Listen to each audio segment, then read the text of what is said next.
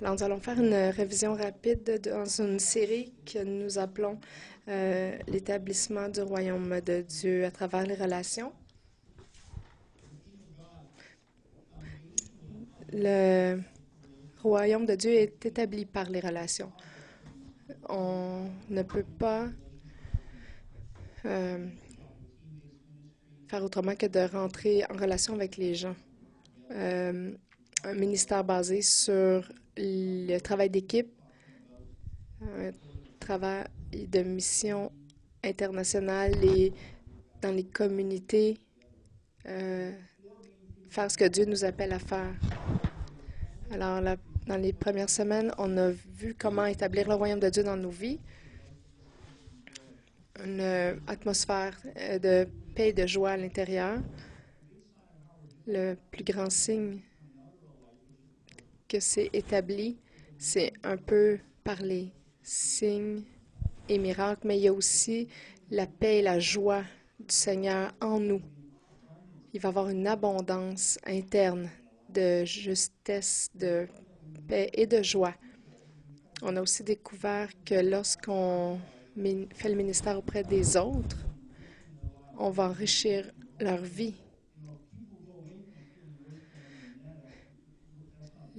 Lorsque les gens nous quittent et qu'ils se sentent moins bien qu'avant notre rencontre, c'est pas un signe que le royaume de Dieu est établi. Et lorsqu'on se connecte avec Dieu, il y a un enrichissement, un enrichissement. Il y a des choses qui se transmettre aux autres. Il y a un dépôt qu'on fait dans les autres. Notre but est d'encourager, d'enrichir la vie des autres, de toute personne avec qui on établit une connexion. On a aussi découvert que la manière d'établir le royaume, c'est de choisir d'être avec les autres et de Marc 3,14. il y a un dépôt qu'on fait à travers les relations. Les pharisiens étaient ébahis par le courage et l'audace des apôtres, des disciples, et ils se disaient, ah oui, ils étaient avec Jésus.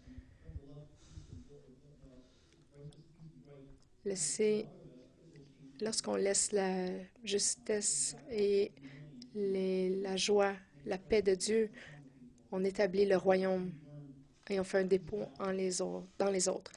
La quatrième chose qu'on a appris, c'est que pour bâtir une atmosphère euh, du royaume autour de nous, on doit vraiment pratiquer le pardon, mais aller même dans une compassion qui dépasse le pardon. Laisser hors de notre vie les ressentiments, les offenses, les blessures, pour avoir une atmosphère qui va attirer les bénédictions du Seigneur et qui va nous permettre de les redonner aux autres. Donc, il y a une atmosphère interne de paix et de joie à l'intérieur de nous qui doit être bâtie, mais aussi autour de nous par le pardon et la compassion.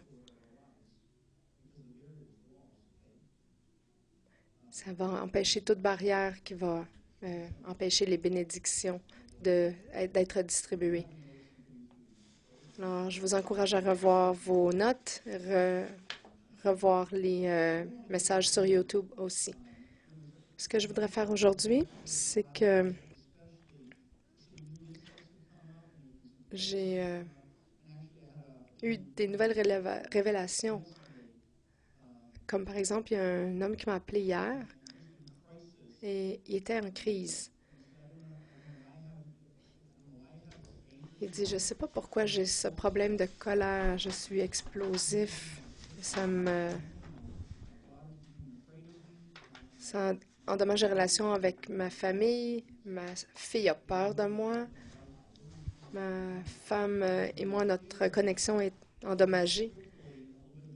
Et là, j'ai posé quelques questions et avec son background, j'ai réalisé que le message était vraiment approprié pour lui, parce qu'il n'a pas vidé sa poubelle, comme on a parlé la semaine passée. Alors, il y avait des anciens dossiers de blessures qui devenaient ouvertes, réactivées.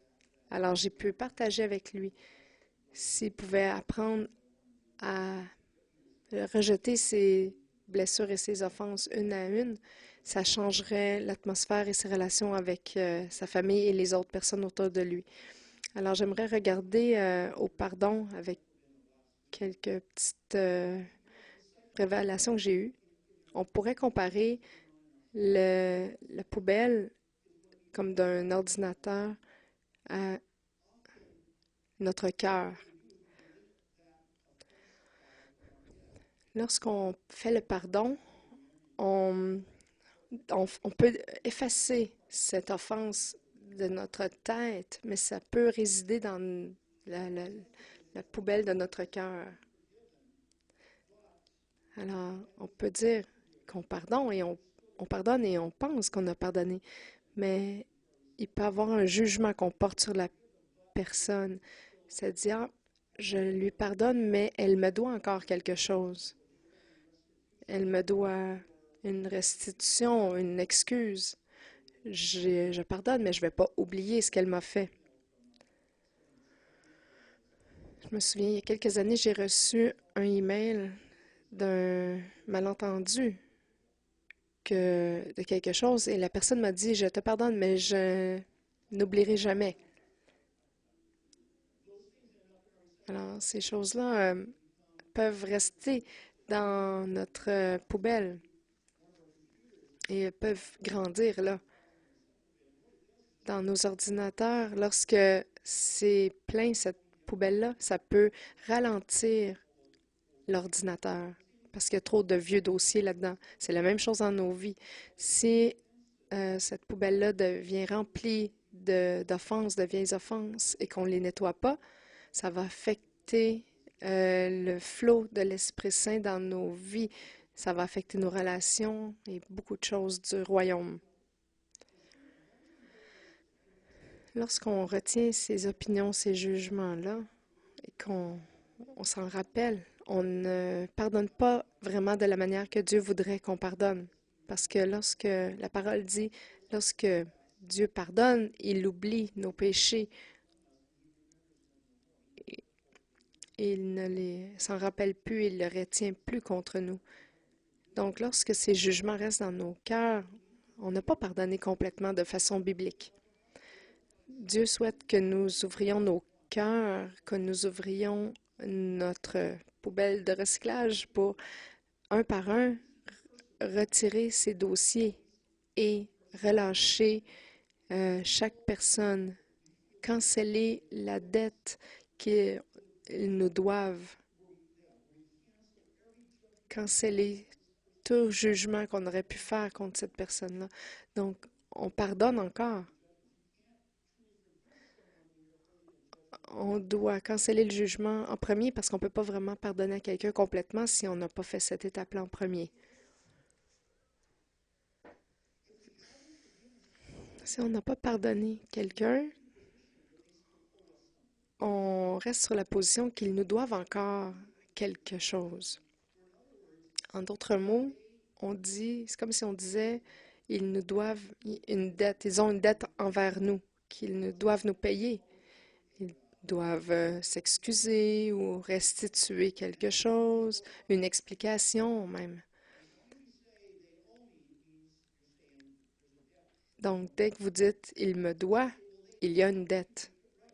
Et nous devons replacer les choses.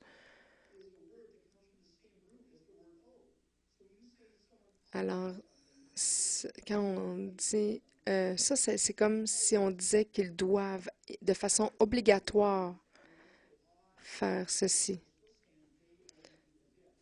Donc, ils ont une dette envers moi. Donc, ils sont mes débiteurs. C'est comment Jésus nous dit de prier, Matthieu 6, verset 12. Matthieu 6, 12. Pardonne-nous nos dettes comme nous aussi nous l'avons fait pour nos débiteurs. Donc, Pardonne-nous nos dettes comme nous aussi nous l'avons fait pour nos débiteurs. Laissez verser, oubliez les dettes, laissez tomber la rancœur contre, pour nos débiteurs.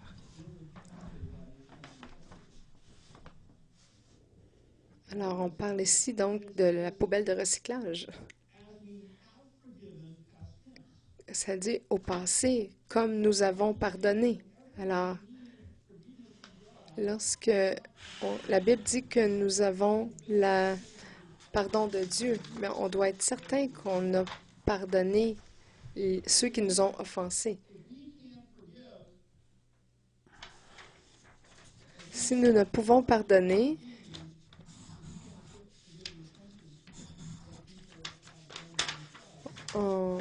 lorsqu'on n'oublie pas ce que les gens nous ont fait, comment est-ce qu'on peut s'attendre à ce qu'un Dieu juste et saint nous pardonne?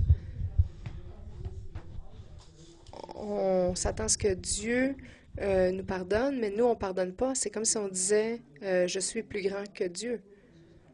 On se met au-dessus de Dieu. Satan fait ça.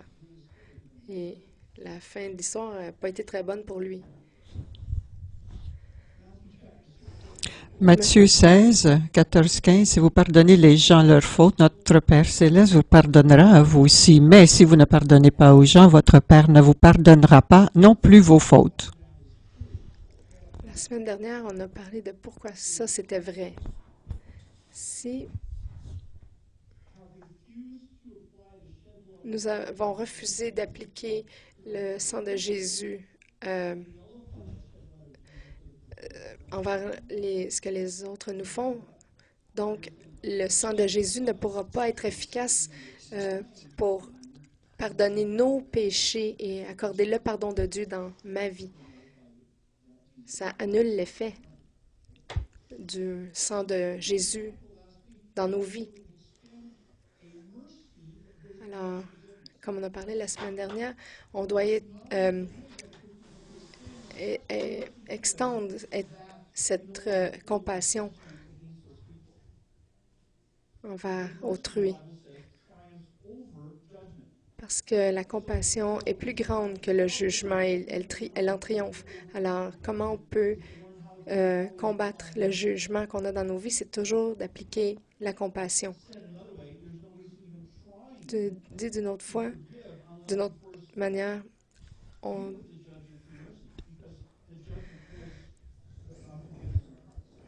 le jugement qu'on garde conserve l'offense dans nos cœurs. Matthieu 5, 6, 15, Matthieu 5, 25, 26, quand tu es encore sur la route du tribunal avec ton adversaire, mets-toi vite d'accord avec lui. Sinon, il va te livrer au juge, le juge va te livrer à la police et on va te jeter en prison. Je te le dis, c'est la vérité. Tu ne sortiras pas de là si tu ne paies pas tout l'argent que tu dois.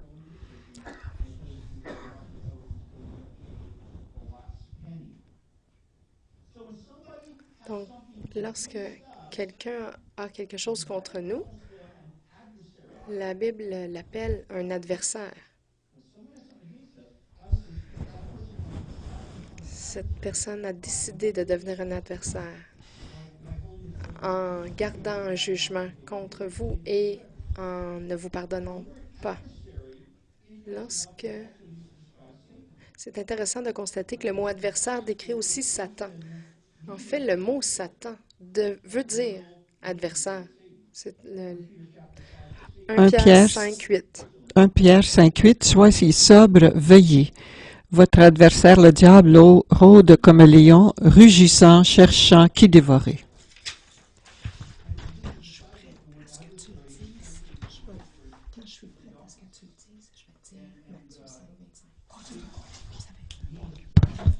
Donc, ça veut dire, dikos en grec veut dire jugement, punition, vengeance.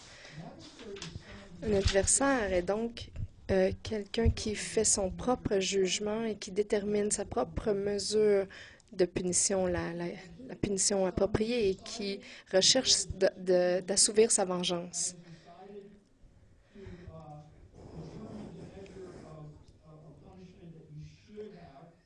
Donc, cette personne-là recherche, en fait, elle détermine elle-même les conditions euh, de, de pour payer la dette. Dans les cas extrêmes, cet adversaire pourrait même essayer physiquement de vous faire du mal.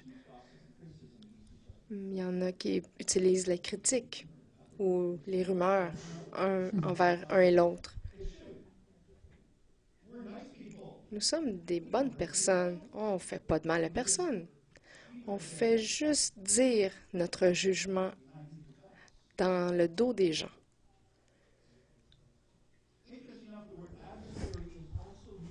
C'est intéressant aussi de voir que l'adversaire est aussi appelé le procureur. C'est décrit en adversaire. Leur travail, c'est de vous accuser de toutes sortes de preuves pour vous trouver coupable d'une situation.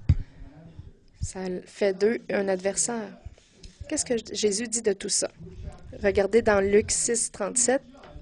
Ne jugez pas et vous ne serez jamais jugés. Dans Matthieu 7, 1 aussi. Matthieu 7, 1. Ne jugez pas afin de ne pas être jugés. Donc, à chaque fois qu'on a une opinion, un jugement, on a une issue de non-pardon. Lorsqu'on juge,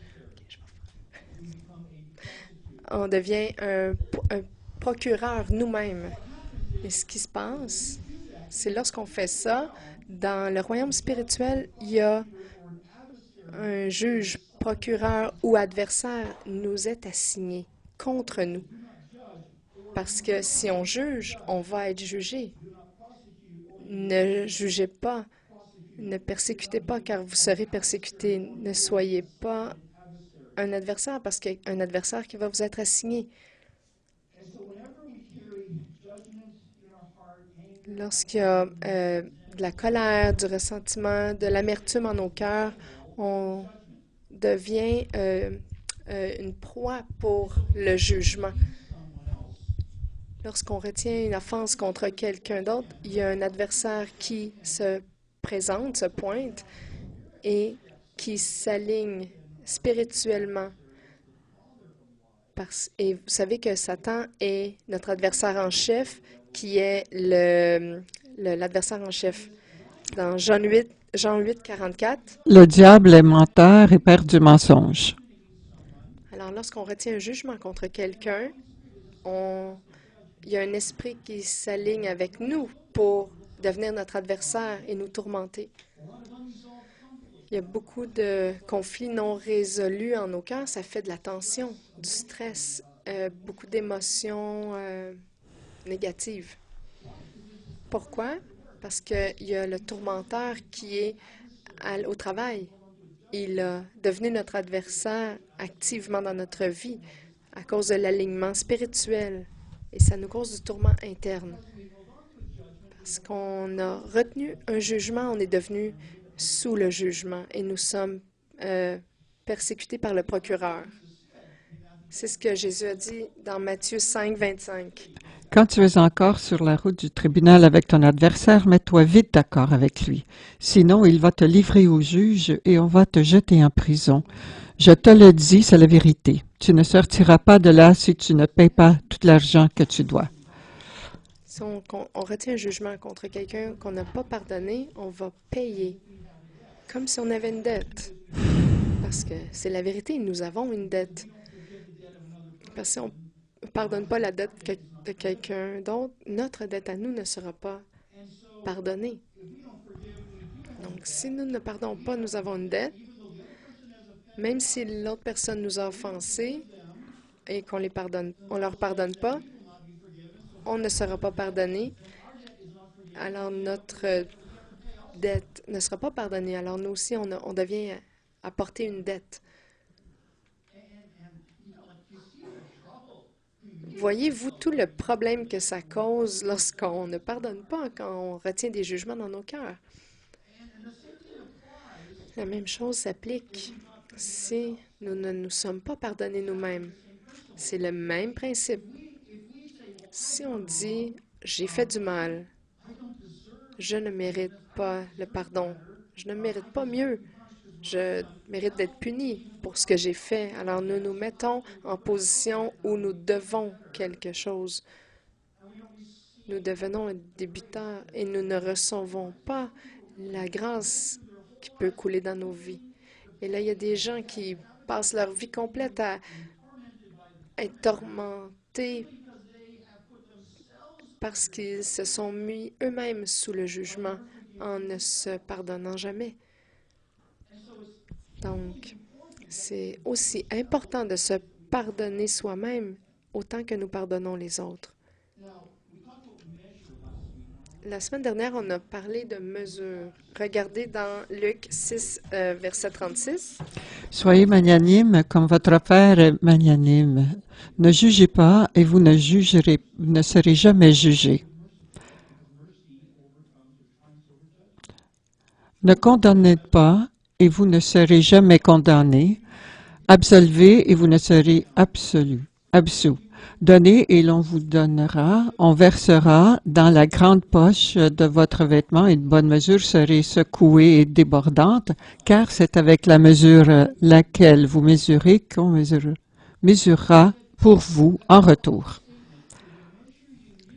Donc, la mesure que nous utilisons pour les autres sera appliquée à nous. Et comme on a parlé la dernière semaine, ça s'applique pas seulement à donner, ça s'applique aussi au jugement, à la condamnation et au pardon.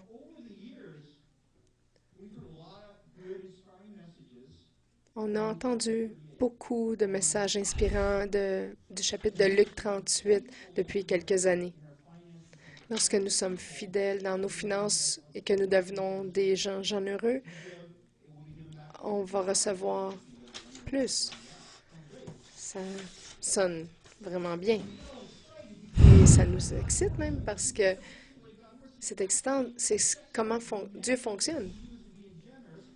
Les mesures qu'on utilise pour donner, il va utiliser la même pour nous bénir. Mais on oublie ou on ne réalise pas que si s'applique aussi au verset 36 qui parle du jugement. Donc, tout ce qu'on parle de jugement est vrai, mais c'est autant vrai pour le jugement, la condamnation et le pardon. Qu'est-ce que Jésus dit là-dessus? Jugez et vous serez jugés. Ne condamnez pas et vous ne serez jamais condamnés. Donnez, on vous donnera, on versera dans la grande poche de votre vêtement une bonne mesure, serrée, secouée et débordante, car c'est avec la mesure à laquelle vous mesurez qu'on mesurera pour vous en retour. Une mesure qui déborde va vous être versée. Est-ce que ce ne serait pas une bonne promesse affichée sur votre réfrigérateur?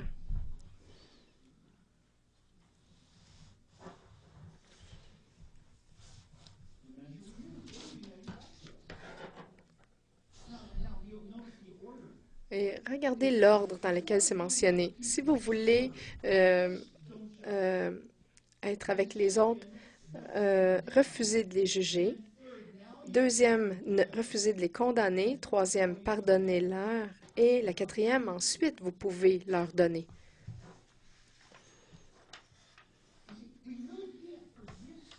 On ne peut pas vraiment pardonner si on a encore un jugement ou une condamnation envers eux.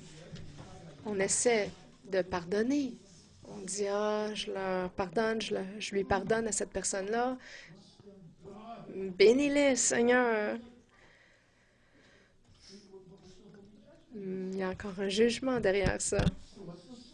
Alors, quelle est la solution? Apprenons à donner le pardon et la compassion parce que ça triomphe du jugement. Vous pouvez vraiment pardonner.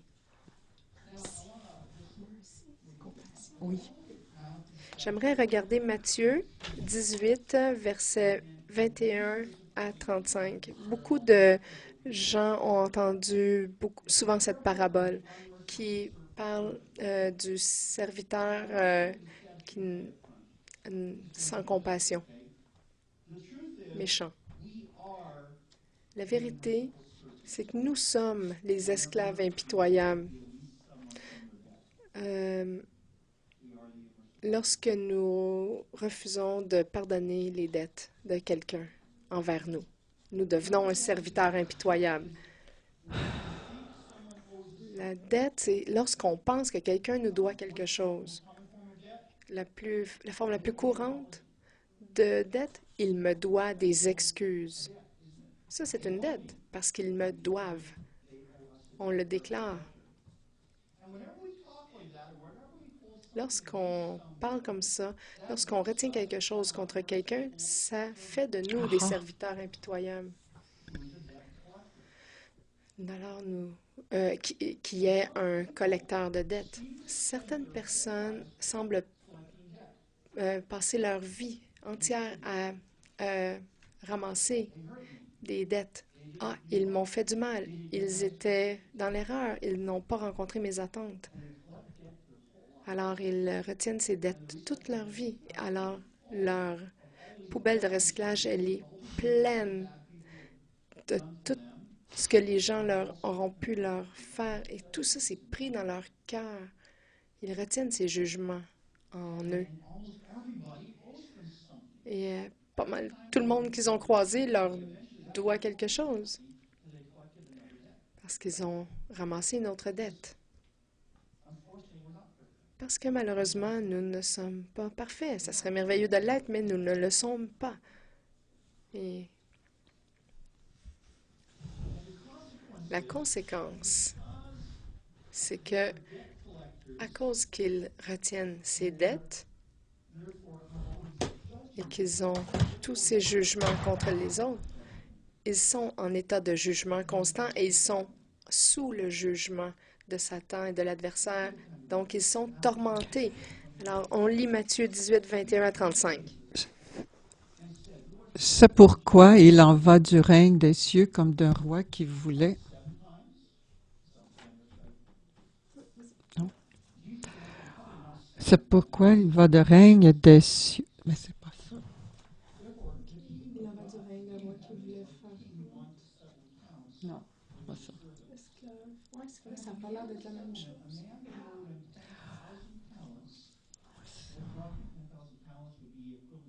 OK, c'est ça.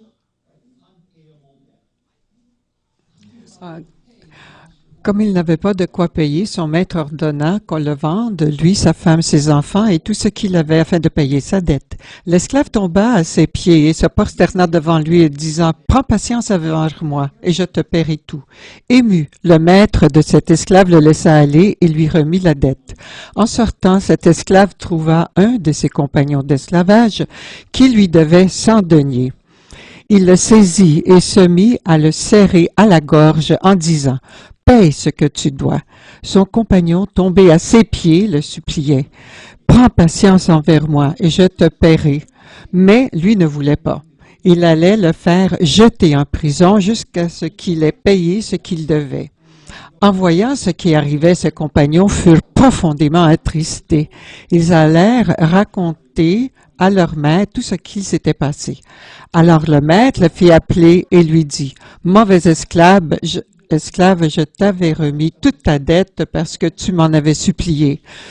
Ne devais-tu pas avoir compassion de ton compagnon comme j'ai eu compassion de toi? » Et son maître, en colère, le livra au bourreau jusqu'à ce qu'il ait payé tout ce qu'il devait. C'est ainsi que mon Père céleste vous traitera si chacun de vous ne pardonne pas à son frère de tout son cœur.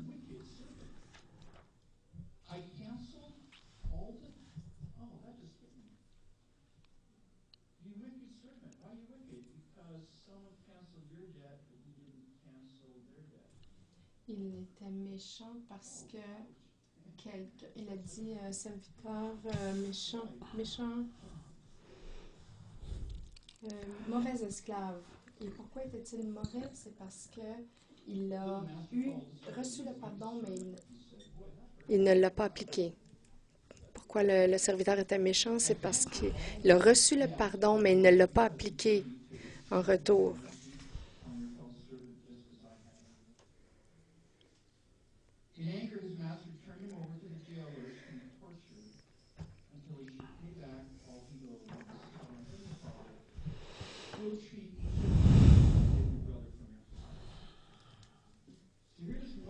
Alors, il y a un serviteur ici qui doit l'équivalent de 10 millions de dollars, qui est une somme impossible pour la plupart des serviteurs.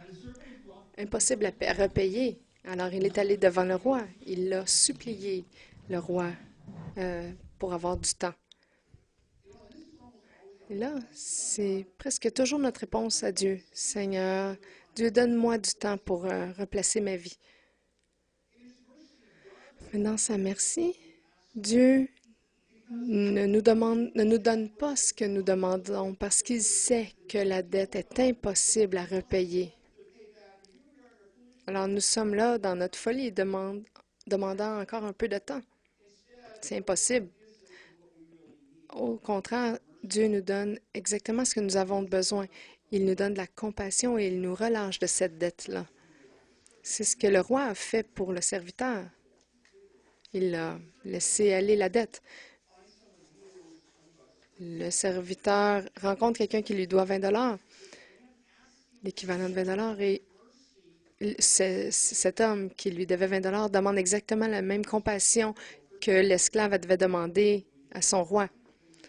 Il lui a demandé donc du temps, mais le serviteur, au lieu de dire « je te donne quelques mois », il dit « non, te le demande tout de suite ou tu t'en vas en prison ». Et le roi, qu'est-ce qu'il fait? Il fait arrêter le serviteur mauvais et il remet la dette. Tu me dois encore 10 millions de dollars. Alors, ce serviteur mauvais a été donné aux gardiens de prison qui sont comme les tourmenteurs.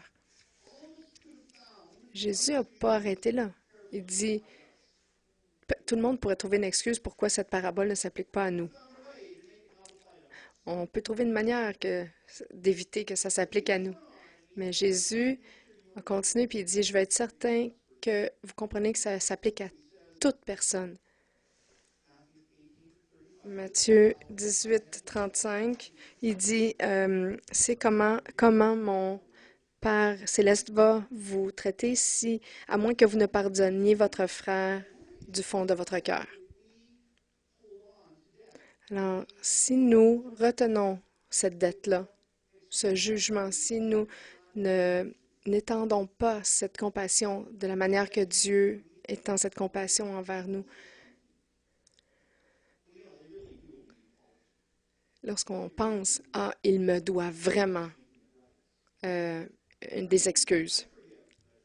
Je pardonne, mais je ne vais pas oublier ce qu'ils m'ont fait. Ils me doivent. Un jour, lorsqu'ils vont revenir à leur sens, il va revenir me voir puis il va arranger les choses. Alors j'attends ce jour. Lorsqu'on pense comme ça, lorsqu'on parle comme ça, on collecte des dettes.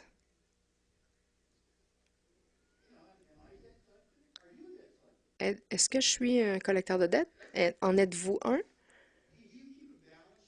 Est-ce que vous gardez des comptes dans votre cœur, les plus et les moins, à chaque fois que quelqu'un vous offense? Est-ce que votre feuille de compte devient de plus en plus remplie ou êtes-vous comme le roi juste qui annule les dettes? J'ai de la compassion, c'est pardonné, je laisse aller, c'est cancellé, annulé. La mauvaise nouvelle, c'est que ne pas pardonner, les collecteurs de dettes qui ne pardonnent pas sont tourmentés. Comment? Dans des conflits internes, culpabilité, ressentiment, anxiété, stress, problèmes émotionnels, comme l'homme que j'ai parlé au début de notre message, des bouillonnement interne qui cause de l'oppression. Et tout ça, c'est le tourment qui vient avec le jugement que nous retenons et les dettes que nous nous rappelons. Vous vous demandez pourquoi vous êtes toujours stressé, en colère, fulminant à l'intérieur? C'est parce que vous collectez des dettes. Lorsque vous jugez, vous devenez sous le jugement et proie à l'adversaire. On devient sous le joug d'un adversaire. On devient on se met en position d'être un procureur. Alors, il y a un procureur qui nous est assigné spirituellement pour nous juger, nous persécuter. Bon, alors, qu'est-ce que ça a à voir avec l'établissement du royaume à travers les relations? Bon, première chose, qui d'entre vous, saint d'esprit, voudrait se tenir en compagnie d'un collecteur de dettes? Parce que vous savez qu'un jour, ils vont vous mettre en position que vous leur devez quelque chose. Donc, comment est-ce qu'il peut bénir les gens? Comment est-ce qu'on peut être autour d'eux alors qu'ils ne déversent pas la vie? Si vous êtes un dette collecteur, il y a une atmosphère externe qui repousse les gens. Lorsque, comme nous avons découvert, on ne peut pas établir le royaume de Dieu sans les relations avec les autres. Alors, qui veut se tenir avec un collecteur de dettes et qui les repasse une à une avec les autres personnes? Alors, on peut penser, ouais, si je ne suis pas sur la liste, bientôt je vais y être. Pour notre propre bien, transformer notre atmosphère externe et pour le bien d'autrui aussi. Nous avons besoin de revoir et de gérer ces dettes dans nos vies. On ne peut pas établir complètement le royaume de Dieu dans nos vies ou dans la vie de quelqu'un d'autre jusqu'à temps que nous ayons géré cet état de dette en nos cœurs. J'aimerais lire quelques passages ici d'un livre qui s'appelle Healing for Damaged Emotions de David Seamands. Guérison pour les émotions endommagées.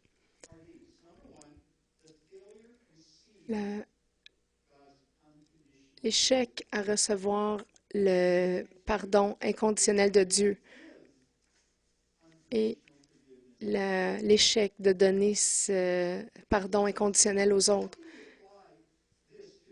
Il a dit comment est-ce qu'on peut appliquer ceci dans nos familles proches, nos parents, nos frères et sœurs qui nous ont laissé tomber lorsqu'on avait besoin d'aide, qui vous ont un ami qui vous a trahi, une personne que vous aimez qui vous a rejeté, quelqu'un qui vous a causé beaucoup de douleur. Ils vous doivent une dette, n'est-ce pas? Ils vous doivent de l'affection, de l'amour, sécurité, affirmation, mais à cause que vous vous sentez dans une position où ils vous doivent quelque chose, insécure, anxieux, vous vous sentez rejeté et vous devenez tourmenté. Vous blessez les autres parce que vous devez ramasser de toutes ces blessures pour ramasser ce que les autres vous doivent. Mais en résultante, vous devenez juste de plus en plus tourmenté. Ça va affecter l'atmosphère interne et l'atmosphère externe et peut-être même causer des maladies.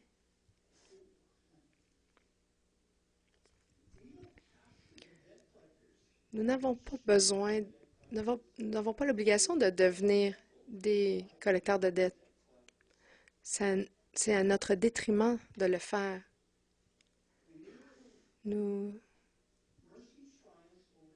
Écoutez, la compassion triomphe du jugement. La compassion, c'est ce qui va prendre cette feuille de compte-là dans nos cœurs, qui va prendre cette poubelle de recyclage et la vider. Alors là, on peut vraiment pardonner de notre cœur.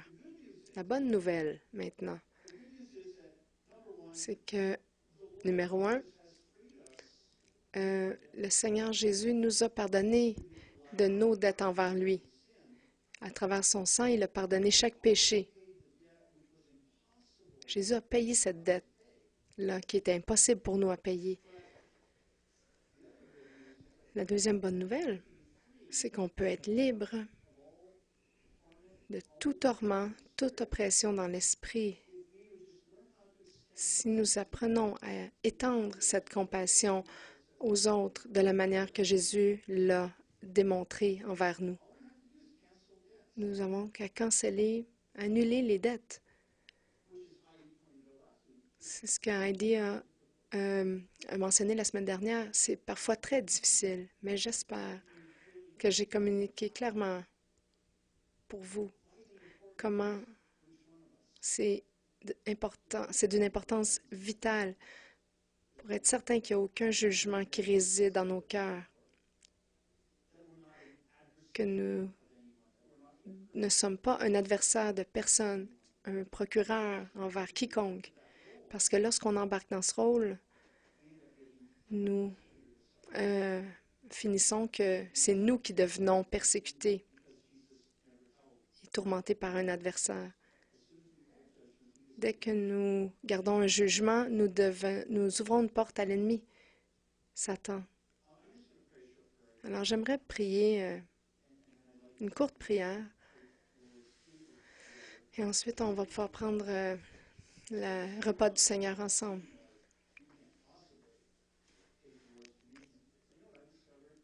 La vieille école dirait peut-être on ne peut pas prendre la communion, mais il y a de la grâce qui est relâchée dans ce repas du Seigneur.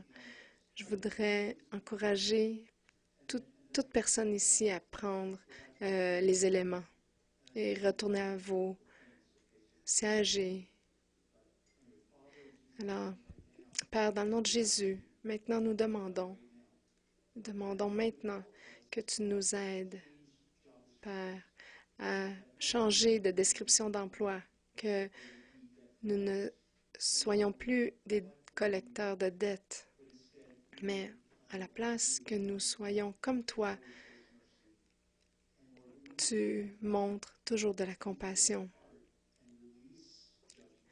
Nous retournons dans nos cœurs et nous relâchons les offenses, les jugements, toutes ces choses par la compassion. Nous prions que tu nous donnes cette grâce spéciale de ta compassion. Nous avons besoin d'une dose spéciale de compassion afin de pouvoir la donner aux autres. Parce que nous avons besoin d'être libres, notre épouse a besoin d'être libre, nos enfants ont besoin d'être libérés, les perdus ont besoin d'être libérés aussi. Nous prions que tu puisses déposer en nos cœurs, en nous, une plus grande portion de cette compassion que tu as démontrée par Jésus sur la croix, afin que chaque péché, chaque dette, chaque jugement puisse être complètement et éternellement pardonné et enlevé. Nous prions dans le nom de Jésus.